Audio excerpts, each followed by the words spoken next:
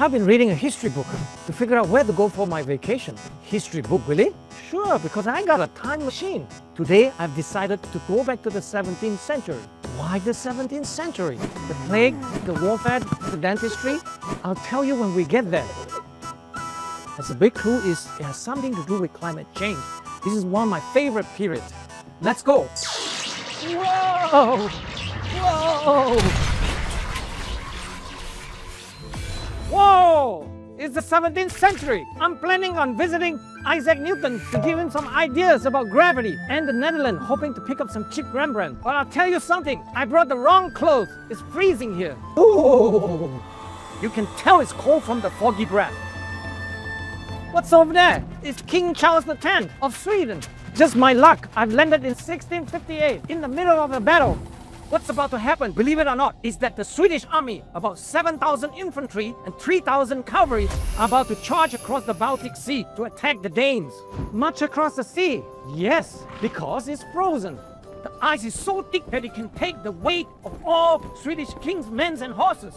More than 5 million kilos. That's as heavy as 170,000 IKEA bookcases. Huh? How crazy is that? I'll tell you what else is crazy right now. The price of Dutch art. I'm in Amsterdam. It's great to have a time machine because I can pick up some bargains. But walking around this studio, I can't help noticing something. Here's the Dutch painter Peter Bruegel, Hunter in the Snow. The clue is in the title. Here's his winter landscape with ice skating and bird trap. All of it cold, but I like something warmer, like the biblical scene in the Middle East. That should look nice and toasty. Oh, here's the massacre of the innocent, King Herod and all that. And they're still snowing. This is the census of the Bethlehem. No way! Here's an adoration of the Magi, and it's snowing again. Either that, or they've run out of paint. You get the point, it's really cold. Cold enough for the painters to imagine baby Jesus in alpaca. In fact, I'm in the middle of a cold period that, according to some studies, is the coldest in the last 10,000 years. In 1939, the geologists named this period the Little Ice Age. And that's very bad news because Willies hate the cold. There's plenty of written evidence from Europe telling us just how cold it is in the Little Ice Age. Iceland's northernmost glacier, Thor, grew to a record size. The sea ice, which surrounds Iceland, extends many miles every direction, cutting off its harbor. During the Little Ice Age, the Thames in London froze and fairs were held on the ice. In Switzerland, tales were told of whole towns swallowed by advancing glaciers. It was said to be a divine punishment for the citizens' sinful ways. Sound familiar? And it wasn't just Europe, it was all over the world. Japan got so cold there are records of people being forced to eat tough and inedible horse chestnut simply to stay alive, as so many crops were failing. Why does this matter today? I'll tell you why. People say that recent humans have caused temperature to rise steeply. That is not true. They have been rising naturally and gently for hundreds of years, long before we had Chevy Silverados and Peacocks. Do you want to see a Willie graph? Of course you do.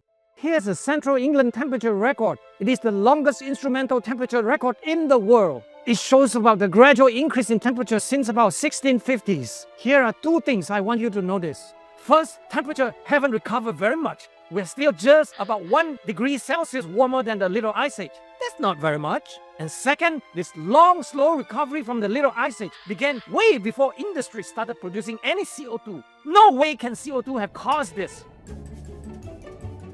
I love the Little Ice Age. Oh, do you want to see another Willie graph? Of course you do. This one shows temperature change.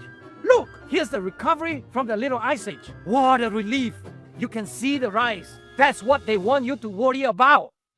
Now let's zoom out and see in the context of what went before.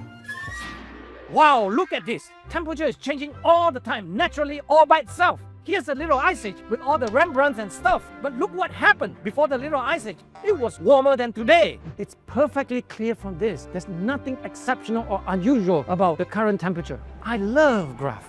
Time for me to get back to 21st century. At least it'll be warmer. Woo!